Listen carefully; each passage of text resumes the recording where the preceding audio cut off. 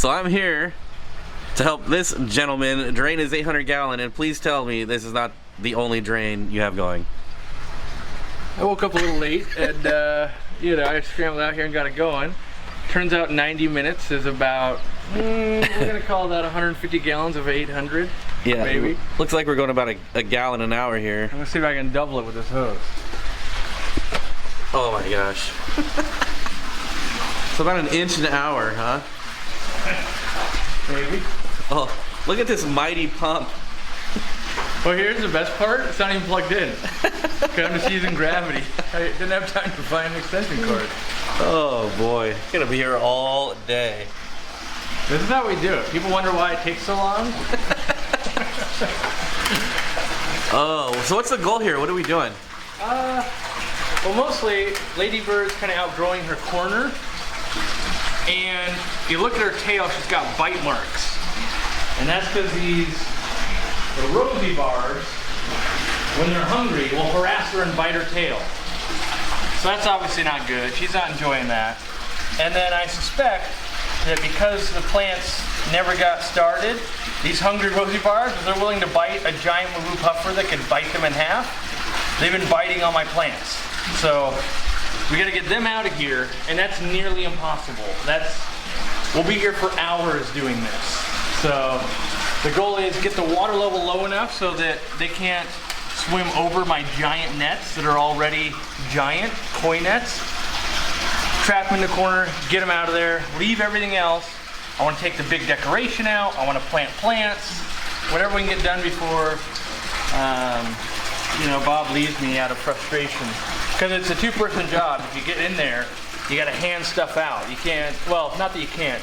You don't really want to be climbing in and out of the tank a million times because it's not fun. Well, And you're going swimming, right? maybe. It depends on how it goes. All right, let's see if this will stay in place. My nice weight there. That's your job. I'm not sucking that out. No, I'll do that, but you just gotta make sure I don't start sucking up fish. Like, hey, get out of there. What did I just walk into? This is gonna take so long. Oh man. All right, so it's been a couple days. We're finally drained. Yep. I'm now 39. And here we go. This is the part that it'll never come across on camera. You're not gonna know how sore our backs are and that kind of stuff from doing the craziness that's gonna go down. And the acrobatics and like the new 1,450-gallon tank. The panels for this thing are so heavy, it's now a two-person job just to remove the tops. It's getting, because they had to be so thick. So I should be helping you and not filming? No, this isn't the 1,450. This is only yeah. So, but yeah, it's. I will hand that grossness to you. Don't grab it there though, or let it rub on your shirt.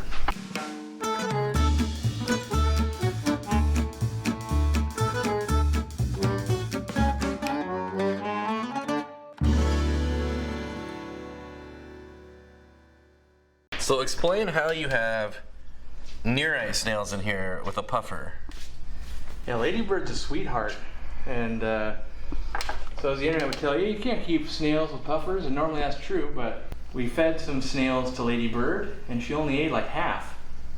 And after that, I was like, what's that, a bunch of near ice snails? And she doesn't care about them. I guess we keep her well fed enough, but yeah, they cure, maybe cured is the right word. They basically have eaten all the algae in that front left corner. It used to be like 6 inches up and everything. You couldn't get to it because you can't scrub hard enough. But yeah, the fact that she's not eating it is amazing. The fun parts of a giant tank with giant decor, and then you gotta catch fish out. Even though I like these rosy barbs, you can't be eating on Lady Bird. Anybody living in here? Plecos? Doesn't look like it. Go ahead and ask me, how many narites do you put in an 800-gallon tank? Turns out 100. I put 100 in. There's a lot of them because I had a big algae problem. And worst case, they were food. Best case, they were friends. So this actually is going to go in one of the custom tanks I ordered. It's the one tank at a time series. Oh, interesting. That's what I wanted to do, but yeah, this tank now looks huge, which I kind of like. If I just fill in the plants around. So you're gonna keep that one and plant around that, or? Yeah, that's the goal, is kind of if we go back to the 800 with clown loaches and all that, we had lots of valve scenarios through the back, and we had crypts in the front. I really like that. And I've tried a bunch of different valves and everything. Like this valve here is actually from Lake Tanganyika, but I think they just nibble it down because they're just, no matter how much food I put in there, they just want to eat and eat and eat. Yeah, so that's rosy barbs for you. We got to catch, I don't even know how many rosy barbs in here, probably like 50, maybe more. A lot. They're gonna hide around the back. Yeah, I'll take that one out too, that little pot, because it's got a lot of blackbeard algae. And Are these two separate pieces or one big piece? one big one. Oh. It's really heavy too. Like it's that one's definitely a 2-personer. It also hits the ceiling, and so it's really one of these like, you know, Austin Power scenes to get it in and out of there. So that one's kind of staying. Yeah. So we got a couple hours to drain the water, and this will probably take a couple hours too. So the first like half of them, we're gonna get like 8 minutes. And then the next half of them, 8 hours, because they wise up. That's why we tried it before, like start catching them. You'll spend the 2 hours we took draining, we caught 6. And you'll spend the next, you know, now we'll get a bunch, and then you'll spend the next hours getting the rest. Because right now, they're not afraid of the net. So another tip, if you're gonna catch a lot of fish, letting the net be in there, it's been in there for hours. So they're all around it, they're willing to go in and out of it. It's gonna help catch at least the initial batch. So that's kind of a little tip you can do to, you know, if I was only catching a few, like let's say I had to sell, Corey, sell me 6 rosy barbs. I'd have set the net up, put a little bit of food in there, let it sit for a little while, and just net it out 6. But the fact that I have to get all of them, you guys know, you've caught fish before, those last 3 take longer than everything else you're gonna do in the day. So.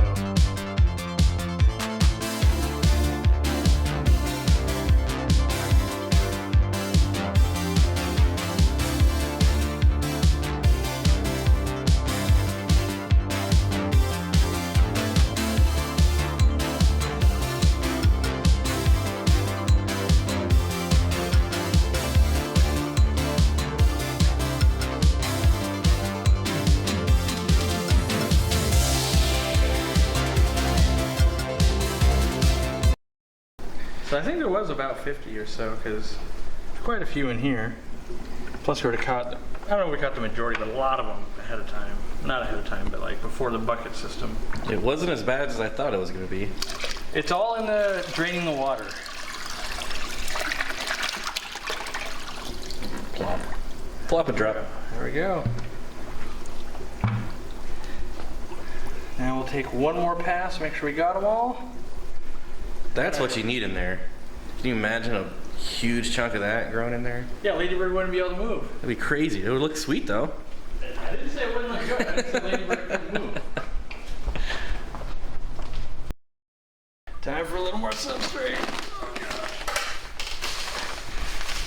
So for anyone wondering, this is the lapis luster sand that I always talk about, and everyone always wonders where to get it and what it looks like, what it's called. Pre-wash. That's what's great about it. Yeah, you'll see how clean this is once it settles. That's about 60 pounds. And you can already see just how clear and clean it is. Yeah, you can see, there's not many other substrate you can just pour in like that and have it be this clear.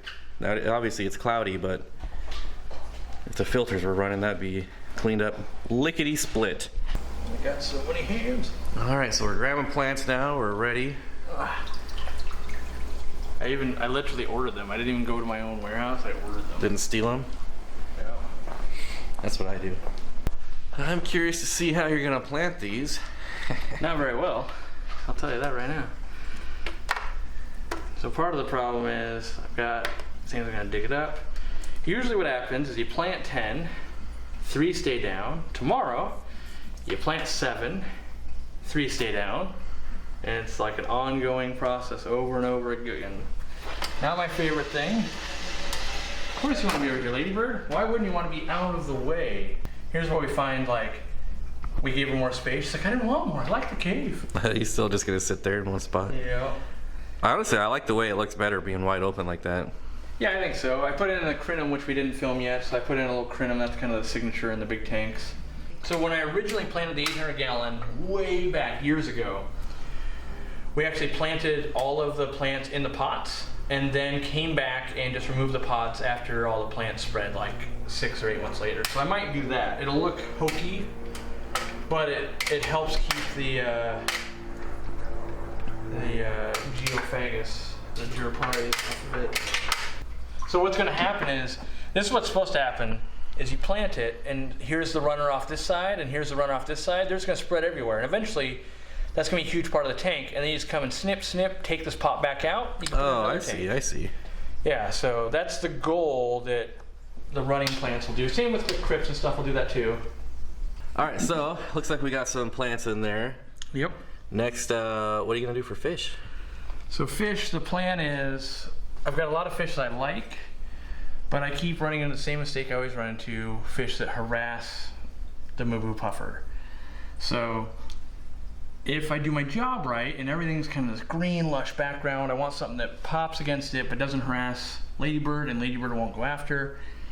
Originally I was thinking some teacup platies or my Variatus platies, which I love, but they'll swarm clams. They'll do that. And so what I've decided is an insane amount of neon tetras. That's what we're going with. So the first batch that I've got right now, they're in quarantine at the store, is 500. So at some point when stuff kind of grows in a little bit, people settle down, I'll change the auto feeder to feed in a little bit finer food, probably some krill nano from Extreme. And then, well, I'm actually going to shoot another video with them first. I want to teach people about lighting, and then they're going to go in here because I got to make sure they're super duper duper quarantined before they go in. Neon tetras, all it takes is one to have ick. Now we've got 500. Now we have ladybird with ick. Also, my big worry long term is neon tetra disease and stuff. It doesn't spread to other fish, but it looks bad on camera of like, why are you so bad at keeping fish? And turns out like, well, every once in a while you just get some bad neon tetras that get some funk going on. But visually from across the room, I want it to look good. And I think a big old school of neon tetras reflecting with the right light. Like right now I have plant growing lights. I need to change it a little bit. I'm going to teach people about that. Yes, I'm going to grow plants, but I also want to make those fish really pop. And so I'll be teaching people how to do that, because I have a firm belief that people will spend $500 on filtration like it's nothing, and they'll buy one light one time and be like, that's the light I have to work with. And the lighting, in my opinion, is one of the 2 key pieces that make your aquarium look amazing or not. So I agree. I think it's crazy that people will shell out $300-400 for an FX6 and then buy a $20 eBay light. Well, so they'll do that, or you get the worst scenario where they'll run into a chain store and they'll buy like a Marineland Double Bright. It's still $150, but it's horrible. It is. And they've got that sunk fallacy going of, well, I already spent $150, I'll just deal with it. And it's like, no, this is the lifeblood of your tank. It's going to make, you spend $30 on a fish, and if the light's bad, it doesn't look good. So it amplifies everything in your tank, from the plants, the substrate, to how much algae you're going to grow, to how blue or red or any color your fish is going to look. It's so important. And so I'm going to do a video. I already ordered, in fact, I ordered a cheap eBay light and that kind of stuff. And I want people to see same tank, same fish, change the light out, and how different those looks look. Some are very similar. Some are like, wow, that is night and day difference. So why neon and not cardinal? Mostly because they're a little bit cheaper, and I think that's mostly it. Like, because I think it's, people will poo-poo on neons, and neons, in my opinion, look just as cool. And with the grandma test, my grandma could never tell the difference between a cardinal tetra and a neon tetra. Cardinals get a little bigger, they cost more money, but neon tetras are just amazing. They're more readily available, they're cheaper, and I kind of like the common fish. I'd like to see it done well. Hopefully I'll be able to pull that off here, because I've done it well in the store in the past. Now, one more thing. I'll leave it up to you whether we do it when the water level is here or full, but you did promise me a clickbait thumbnail of you in the 800-gallon aquarium. Oh, yeah? You did say that. I was originally, but at the time I hadn't remembered that I might be killing fish. So, all right, well, we'll check back in when this thing's full. We'll get you the clickbait thumbnail when I have to get in the 1,450 gallon. Oh, okay, that's a deal. There's no fish I can step on in there yet. We golden? We're golden. All right. So now it's been a few days. Tank is cleared up. Still got crap on the front from working on it, but yesterday, Dean and I, mostly Dean, I would say, I was the brains. He was all the work. We put in another track light with just 3 more lights. So I love having the shimmer, and right now it does not show the shimmer very well because the skylight is lighting it, which is a big light that gets rid of most of the shimmer, where the LED lights, being that point of light, does create the shimmer with the top. So you see it more over here, kind of in the front, not so much over here where the skylight's lighting it. So I wanted that effect, so we added a few more lights so that I could get rid of standard lighting, get that shimmer going, and seems to be working out. Looks a lot better at night than it does during a bright day, which Washington, there's a lot of overcast days, so. It's nice that we don't see the shadow of the strip lights on top of the tank anymore either. So that was, yes, that was another thing of the light. If I wanted to use both, it created a shadow, just like you can see the shadow of Ladybird here on the gravel. Yeah, it solved a couple of different things there. One thing, behaviorally, I've noticed that the Juraparis now kind of move around in a school and do their thing, and they're not kind of being terrorized by rosy barbs. So they're acting way different. All the plants that we planted, most of them are still like down, but like these two, they were done correctly, and now they're like mostly unearthed. And then if you look in the back one right here, that one was level, but it got dug up. And if you want to show them the spreading action, you can actually see that one is the one in the back here already made a new runner, and it's touching down to the gravel. So that's just going to happen tons more now. And I think Bob can probably attest to it, but already a lot of these plants are coming back. Yeah, I was going to mention. Pretty sorry. A couple days ago. See a bunch of new leaves too. I mean, they're small, but it's only been a couple days. But yeah, so it's already starting that growth that we want to see, and the conversion and all of that. So the goal would be this thing carpets out, looks super cool. There's still more I want to do with it. So like don't worry if you watch this video. Like there's a whole video I'm going to do, explain everything I've done. The fish that are going to go in. I still want to play with some elements a little more, and so this tank not done. That's the key here, but way different than what it was. That's kind of nice, I think, especially learning that the rosy barbs are just terrorizing stuff, and just to see the fish act differently as a school is kind of nice. So well, I think immediately started to see these guys color up the Geo. Mm-hmm. Or the Jurapari. Yep, and just the fact that they will now move around together, where it used to be, I remember before I started doing it, there'd always be one that would like dig under and hide. That doesn't happen anymore. So even though he was probably getting beat up by no one's got torn fins or anything, but maybe it was just like, I don't like being chased, and I don't like competing for food. Or. And if you've ever wondered what puffer poo looks like, there it is. Now you know. Yeah, fed shrimp last night because I was out of clams, and comes out pink. Well, I definitely like the more open look versus having all of the rocks, or I don't know. Yeah, the fake decorations kind of went the whole way, and kind of what I've realized is it looks cool initially, but then you realize you've lost the coolness factor of it just being a big tank. Yeah, it really makes it appear smaller. So I think there is that inherent, hey, that looks pretty cool because it's giant, and we lost that fact. So now it's back, which is good. Hopefully these horseface loaches won't dig up the plants too, because I watch them going up and down in the substrate. Because are you focused in on it? Yep. So I'll walk in on it and it'll probably be like, yeah, it's time to burrow. Like most times I'll just find somewhere and they'll zinc right in. This one's being bold. There's, I think either 12 or 18 of them in here, but they mostly hide.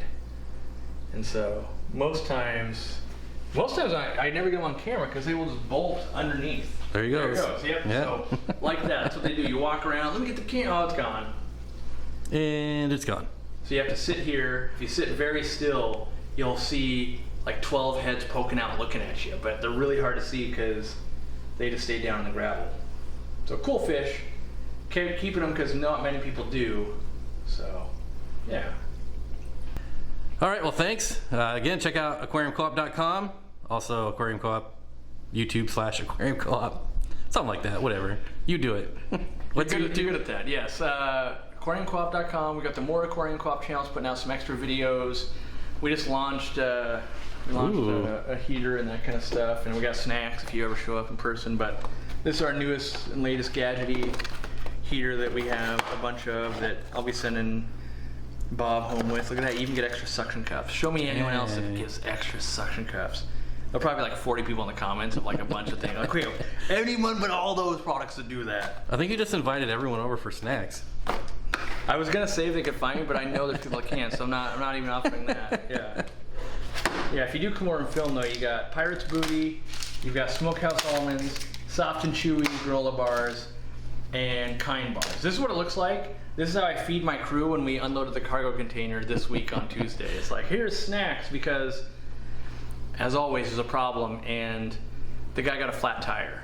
And so went from a 9 a.m. delivery to, we're like, where are you by 11, to what's the latest we can deliver? And we're like, 6? We don't want to unload in the dark. Guy showed up at noon. Like, but it's like trying to plan that out, it's impossible. And most times they're like, it'll be there Tuesday. It turns out Wednesday. It turns out Thursday of next week. Like, it's a horrible thing to be involved with. If you deal with containers, you know the madness. So, snacks. Snacks. All right, later.